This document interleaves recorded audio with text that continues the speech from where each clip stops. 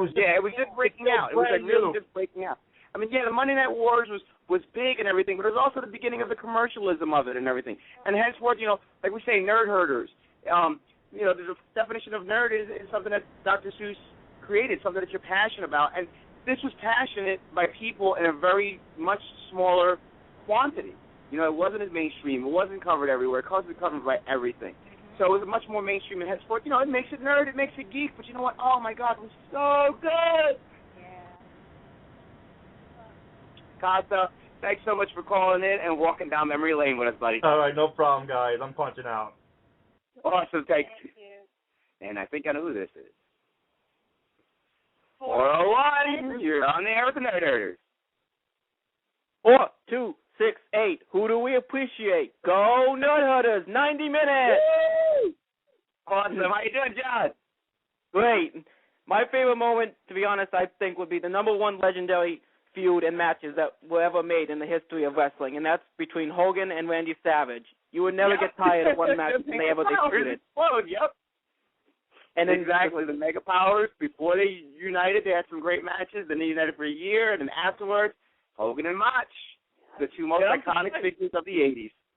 I'm surprised you didn't know about Bad News, Damian, because that's been for 2007. Yeah, I didn't know. That one kind of slipped by me. I didn't know about that. I mean, it's unfortunate that as we were talking about this all throughout the event page, it's unfortunate that a lot of the great wrestlers of the 80s have passed away. So and a lot of them untimely, sadly. You have to bring it down a bit, but seriously. And not only that, but a lot of them we didn't know about because it was, it happened. Fell under the wire. And it happened so frequently. Mm-hmm. And even Bad News was going to be promised by Vince, but again, a lie, was going to be promised the first black African-American champion, but that's why he wanted to leave. I'm tired of this, Vince. I want my shot or else I'm leaving. Right. Yeah, well, let me ask you this, John. I could give you one actually unusual one that was very surprising to see. Like, I don't know if you ever would have seen this. Like, a match between Hogan and Big John Studd in the very early 80s, I believe, is an outside match, a storm match between them in Puerto and the Rico. rain. The one in Puerto Rico. Yeah. Yep. It was basically... Yeah, they had on and off rain problems in Puerto Rico. I remember this match. They had on and off rain problems. You remember that too? Yeah, because we were watching.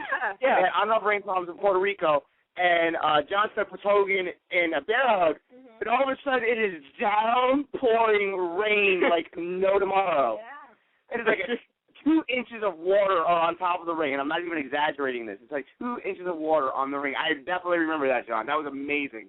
He's saying, and then not one person could not even want to stay away from that match. And then, like, they finish up the match. I distinctly remember they finish up the match really, really quick. And then the next match is, like, the Killer Bees, and I forgot what other two guys. I think it was Barry O and the Moondog or something like that. And they went out there for, like, 7-8 minutes, and they still tore it up, and they're doing drop kicks and everything, and it's boring. And then after that, because the main event was Puerto Rico, the main event was Savage and Tito Santana. And they went out and tore the house down in the pouring rain. I totally remember that event.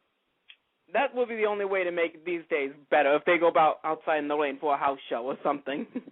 Yeah, absolutely amazing. Yeah, and one more match that was memorable for me, of course, was the one between Hogan and Andre whenever they fought. Of course, that was huge. That was, at that moment, up until that moment, that was literally the biggest match ever promoted for professional wrestling. That was huge. I mean, to this day, they claim they broke the record for attendance. I really don't buy it too much. But that was and to this day, I don't think that was the biggest match. I think Hogan Warrior was close, and I think the Mega Powers Explode was close, but it's not Hogan Andre. Yeah, it wasn't Hogan Andre at WrestleMania 3 because it was against Savage and your man, Ricky Dragon Steamboat. Ricky the Dragon Steamboat, that's right. Yeah. Awesome. John, as always, an absolute pleasure to have you call in. Thank you. Have a great week. You too now. Thanks.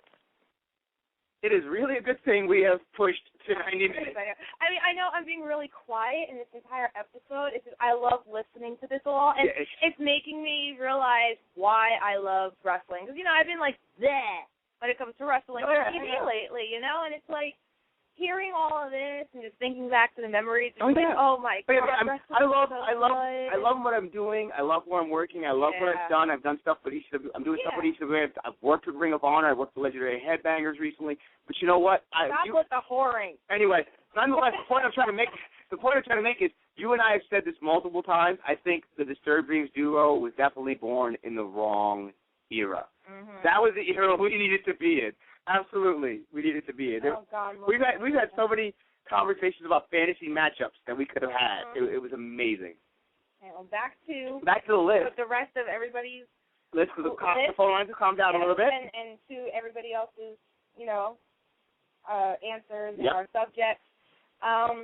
Damian Region, now this one we're counting. Yeah, we're actually going to count this. This We're was literally, counting this. even though it happened in 1990, this was actually legitimately the close of the 80s. Yes, this was the thing that, stopped the 80s completely. And passed the torch to the next generation. Hogan versus Warrior. Yeah, I mean, it was amazing. Again, I wasn't a Hulkamaniac. I said that multiple times. But you know what? This was epic. It was a pivotal moment. You had the new guy that just came in. He came in like wildfire, the new big star. And then you had Hogan, the star of the 80s. Yeah. And it was the culture clash. And it was the passing of the torch. It happens in every era. Exactly. Andre did it for Hogan, and at that moment, Hogan did it for Andre. There haven't been many in the era as of late that are as huge as those. Oh no, absolutely not. I mean, Warrior and Hogan was huge. I remember that. That was amazing. And the promos, the Ultimate Warrior promo that somebody posted. Hulk Hogan. And then Hogan's rebuttal thing with the airplane. I'll grab all the Hulkamaniacs. We're in the plane. Yeah. And we strap it. Crash into the water. And I'll put all the Hulkamaniacs on my back, and we'll swim hundreds of miles, brother. And, God. It's funny because as a kid, I'd watch the Ultimate Warrior promos and go, this doesn't make any sense. And then I watch it now. In my 30s, well, I guess I could say I'm in my 30s now. Watching it now in my 30s, and I'm like, oh my God, I still don't know what the fuck. It still makes no sense. It still makes absolute no sense. But you know what, though? You were glued, and you watched. Like my father was by no means a big wrestling fan at all. Even though he took me to an event, and it was all downhill from there. But my dad, his two favorites were Mr. Wonderful Paul Orndorff, because the one time he liked him was he clotheslined the bejeebus out of one of the preliminary guys, to the point where the guy flipped around, not even on purpose. There's just Orndorff hit him so hard he flipped. Yeah. And then the other one he liked was the Ultimate Warrior, and it was only because he went, holy fuck, this guy's crazy. And that's the only reason why he liked him, because he was nuts. And little do we know, Ultimate Warrior's nuts. So yes, that was definitely epic. Yeah. All right. Let's see. Steven Rocco Gambino says his favorite moment was Randy Savage beating Tito Santana for the Intercontinental title. That was early on when I first started watching TV. I actually think it was the second or third episode I saw was when Savage beat Santana. And to my understanding, Santana was IC champ for quite a while, yeah, he was. up until this point and everything like that. Back in the day when the IC title actually meant something. IC title was so relevant that, when you got that belt, you were the next guy that was going to move up eventually when you were done with that to the main event status, and henceforth that was obviously Savage and everything like that, and you were supposed to be the next guy to move up. And Savage had a long run, but I remember the ending and everything like that. Santana brings him in for a side suplex from the outside, and Savage hits him in the forehead with the knucks, lands on top of him. 1, 2, 3, new champ. And I love watching Santana stuff always when Jesse Ventura was on commentary. Oh, my Jesse God. Jesse Ventura would rip Tito Santana like no tomorrow. Anytime Jesse Ventura was on commentary, like, oh, yeah, I'm watching. Yeah, he called him Tico Santana, talking about taco stands. Again, this is stuff that they would not do today. Jerry Lawler, he goes borderline with it, but he still kind of reels it in. Whereas back then, oh my God, they just said whatever they wanted. Yeah. They said whatever they wanted and did whatever they wanted, and it was great. What's our next memory? Hardy Hat Sting. Exactly. Enough Sting. Period. I was a little Stinger. How about you, Spike? No, I was more Hulk Hogan. You were a Hulk fan. I was a Stinger. I was heavily into Sting. I wasn't. Only because I did not start watching anything WCW until the 90s. Yeah, you caught on late. Yeah. It wasn't that I caught on late. I just didn't care. I was in my WWF bubble as a child. Exactly. And again, this is no offense to anybody that's listening. You got to remember, WWF was at that time, a little bit more the predominant one that was on TV. It was a little harder to find these other ones. But no, I was definitely a Stinger. I was all about Sting. I thought he was awesome. He was the closest thing to a living superhero in a sense. He was awesome. He was so athletic. He could do anything. He did so much cool stuff. He took on anybody and everybody. His feuds with Vader were epic. He took on the Four Horsemen practically by himself after being ejected from the Horsemen. So much good stuff. Nikita Koloff was a feud. I mean, he had so much cool stuff. Jeff Ryan wants to know if the first War Games with the Double Ring, was it 90s or 80s? That would be 80s. It was obviously on one side was the Four Horsemen. On the other side, it was the Road Warriors, Dusty Rhodes. Oh, my God. I think Magnum TA. I could be wrong on that. I can't remember who the other guy or two guys were, but I do distinctly remember it was the Road Warriors and Dusty Rhodes on the other. So that was 80s for the first War Games. Yeah. Rob Sears, he's having trouble getting in. Getting into what? Maybe that might be he might have been the calls we weren't getting through. One of the most memorable feuds for him was Pack and Stack versus Terry Funk, the street fight. They were tied together by a cowbell. So everybody needs more cowbell. It's always more cowbell. You got a fever. I got a fever. Got a fever. Got a fever. The only prescription is more cowbell. Anyway. Okay. Luxurious Lynn's favorite moment was the very first Grammy Awards in 1982. I watched this. I remember staying up late to watch this on Channel 5 before it was Fox 5 and everything. I remember I did stay up to watch this. It was amazing. They performed Land of a Thousand Dances live.